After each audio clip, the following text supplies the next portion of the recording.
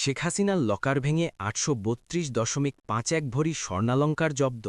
মানবতাবিরোধী অপরাধের মামলায় সাজাপ্রাপ্ত পলাতক আসামি শেখ হাসিনার নামে অগ্রণী ব্যাংকে থাকা দুটি লকার ভেঙে ৮৩২.৫১ ভরি স্বর্ণালঙ্কার জব্দ করেছে জাতীয় রাজস্ব বোর্ডের এনবিআর কেন্দ্রীয় গোয়েন্দা সিআইসি।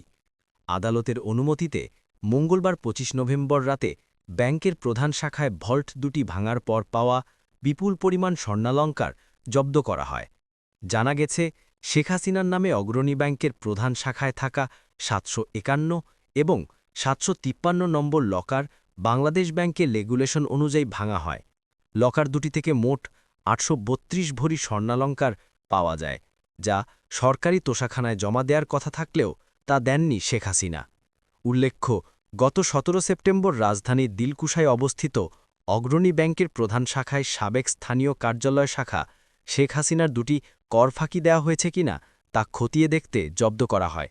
এর আগে ১০ সেপ্টেম্বর রাজধানীর সেনাকল্যাণ ভবনে অবস্থিত পূবালী ব্যাংকের মতিঝিল কর্পোরেট শাখার ১২৮ নম্বর লকারটিও সিআইসি জব্দ করে।